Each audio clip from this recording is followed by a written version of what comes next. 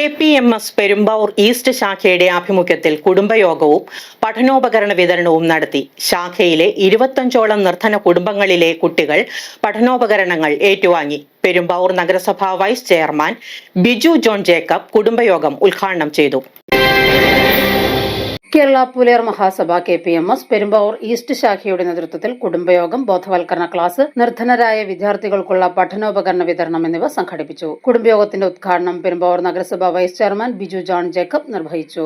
പ്രവർത്തനങ്ങൾ മുൻകാലങ്ങളിൽ നിന്ന് വ്യത്യസ്തമായി ഏറ്റവും കൂടുതൽ ആളുകൾക്ക് ഗുണപ്രദമാവുന്ന രീതിയിലുള്ള പ്രവർത്തനങ്ങളുമായിട്ടാണ് അവർ മുന്നോട്ട് പോകുന്നത്.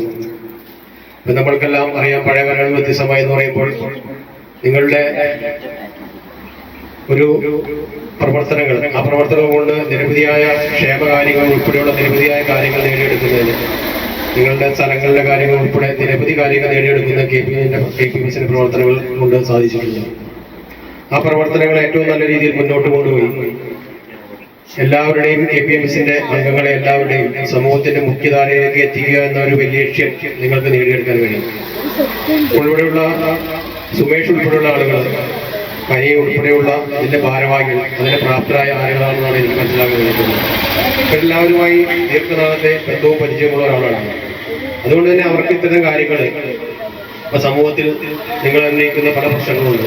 അത്തരം പ്രശ്നങ്ങളിൽ നിന്നൊക്കെ ഒരു പരിഹാരം കാണുന്നതിന് സ്വാഭാവികമായിട്ടും പല ആളുകളും പല പ്രശ്നങ്ങളുണ്ട്. അപ്പൊ ആ പ്രശ്നങ്ങളൊക്കെ കണ്ടെത്തിക്കൊണ്ട് അതിനൊരു പരിഹാരം കാണുന്നതിന് ഇപ്പൊ നമ്മളെ സംബന്ധിച്ച് നമ്മുടെ ഈ പ്രദേശത്തിന്റെ പ്രത്യേകത നമ്മൾക്കറിയാം. നഗരസഭ 18ാം വാർഡ് കൌൺസിലർ നീന പൗലോസ് പഠനോപകരണങ്ങളുടെ വിതരണോദ്ഘാടനവും, Kuruppampady sub station sub inspector Abhi KM ബോധവൽക്കരണ ക്ലാസിന്റെ ഉദ്ഘാടനവും നിർവഹിച്ചു.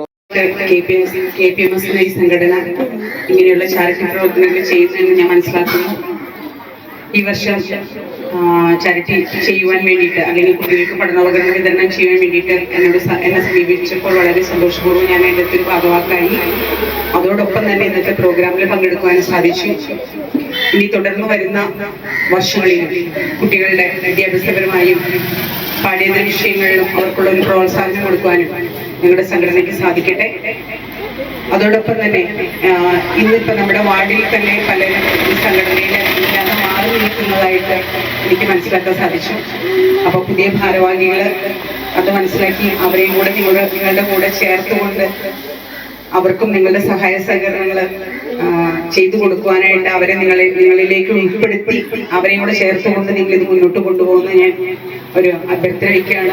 ശാഖാ പ്രസിഡന്റ് അനിൽകുമാർ അധ്യക്ഷത വഹിച്ചു. ചടങ്ങിൽ സെക്രട്ടറി അനൂപ് KG ആമുഖ പ്രഭാഷണം നടത്തി. KPMS union joint secretary KC Unnikrishnan മുഖ്യപ്രഭാഷണം നിർവഹിച്ചു. മുൻ യൂണിയൻ കമ്മിറ്റി അംഗം KK സുമേഷ്, ശാഖാ treasurer Swathi Sanal, vice president P Mani, joint secretary Sujith Kavumpuram എന്നിവർ സംസാരിച്ചു. പട്ടാൽ ജയരാജ് റോഡിലുള്ള അനിൽ വീണമാലിക്കുടിയുടെ വസതിയിൽ വെച്ചായിരുന്നു ചടങ്ങുകൾ. വിവിധ സ്പോൺസർമാരുടെ സഹായത്തോടെ നിർധനരായ രോഗികൾക്ക് ചികിത്സാ സഹായം, കുടുംബങ്ങൾക്ക് പലചരക്ക് പച്ചക്കറി കിറ്റുകളുടെ വിതരണം, ഭവന നിർമ്മാണ സഹായം തുടങ്ങി നിരവധി ജീവകാരുണ്യ പ്രവർത്തനങ്ങൾ ഈസ്റ്റ് ശാഖ നടത്തി വരുന്നുണ്ട്. ഇതിന്റെ ഭാഗമായി ശാഖയിലെ 25ഓളം നിർധന കുടുംബങ്ങളിലെ കുട്ടികൾക്കുള്ള പഠനോപകരണങ്ങളാണ് വിതരണം ചെയ്തത്.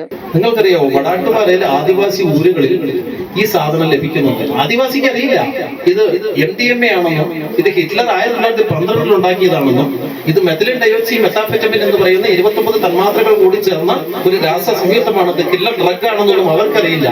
അവരതിനെ വിളിക്കുന്ന പേര് കല്ല്. ഒരു പഞ്ചസാരയുടെ തലയുടെ അത്രയുണ്ട്. അതിനെ പൊടിച്ചിട്ട് അതിനെ വീണ്ടും രണ്ടായിട്ട് വിഭജിച്ചിട്ട് അതിന്റെ ഒരു നുള്ളു നമ്മുടെ ഉള്ളിൽ ചെന്നാൽ നമ്മളുടെ ചിന്തയും നമ്മളുടെ ബ്രെയിൻ ഒരു ഭ്രാന്തമായ അവസ്ഥയിലേക്കാണ്. പക്ഷെ ക്ഷണികമാണ്. അഴീക്കോട് മാഷിന്റെ പ്രസംഗത്തിൽ അദ്ദേഹം പറയുമായിരുന്നു, മനുഷ്യനും മൃഗങ്ങളും തമ്മിൽ ഒത്തിരി വ്യത്യാസമുണ്ട്. മനുഷ്യനും മൃഗങ്ങളും തമ്മിൽ വ്യത്യാസമുണ്ടോ? ഉണ്ടോ? ഇന്ന് വലിയ വ്യത്യാസമില്ല. ആ അന്തരം കുറഞ്ഞു വരുക. മനുഷ്യനും മൃഗങ്ങളും തമ്മിൽ ശരിക്കും മനുഷ്യൻ അവന്റെ ഭൂതകാലത്തിൽ നിന്നും അവന്റെ അറിവുകൾ ശേഖരിക്കുന്നുണ്ട്, എന്നിട്ട് വർത്തമാനകാലവുമായി അതിനെ പരുവപ്പെടുത്തുന്നുണ്ട്, പൊരുത്തപ്പെടുത്തുന്നുണ്ട്. ഭാവി കാലത്തെ അവൻ രൂപകൽപ്പന ചെയ്യുന്നുണ്ട്, പ്ലാൻ ചെയ്യുന്നുണ്ട്. മൃഗങ്ങൾക്ക് അതൊന്നും അവന്റെ ഭ്രാന്തമായ ലോകത്തോടെ അല്ലെങ്കിൽ അപ്പപ്പോ കാണുന്ന രീതിയിലുള്ള വർത്തമാനകാലം മാത്രമേ ഉള്ളൂ മൃഗങ്ങൾക്ക്. പാസ്റ്റ് ടെൻസും ഇല്ല, ഫ്യൂച്ചർ ടെൻസും ഇല്ല, ഭൂതവുമില്ല, ഭാവിയുമില്ല. വർത്തമാനകാലം മാത്രമേ മൃഗങ്ങൾക്കുള്ളൂ. News desk Perumbavoor.